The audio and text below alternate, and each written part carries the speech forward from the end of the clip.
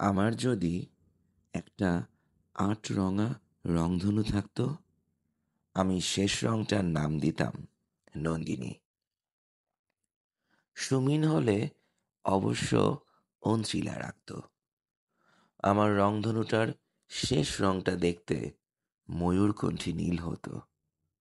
ওই রংটা ৩বার চিনেছিলাম নন্দিনীর কাছে।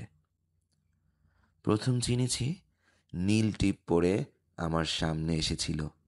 এরপর যখন ভালোবাসার নীল রং মন ছুঁয়ে গেল, এরপর বারবার দেখেছি সেই রংটা।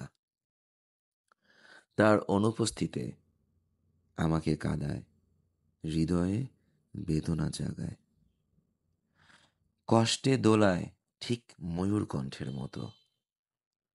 যেমনটা ঝড় দেখলে ময়ূররা করে, তার সাথে হৃদয়ে অনুভব করি বিষের নীল রং। আমার যদি একটা ৮ রঙা রংধনু থাকতো, আমি শেষ রংটার নাম দিতাম নন্দিনী। ৮টি রংকে বাঁধার জন্য ৭টি গিঁট লাগতো। তার এলো চুলে বিনুনিতে ৭টি ফুল তুলে দিতাম। ৭ দিন অপেক্ষায় থাকতাম, আর সপ্তম দিনে দেখা হলে ৭টি সাদা বেলি ফুল তুলে দিতাম।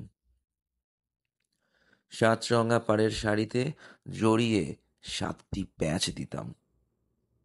তার মোহনীয় হাসি দেখার জন্য কমপক্ষে ৭বার বলতাম, ভালোবাসি, ভালোবাসি, ভালোবাসি, ভালোবাসি, ভালোবাসি, ভালোবাসি, ভালোবাসি।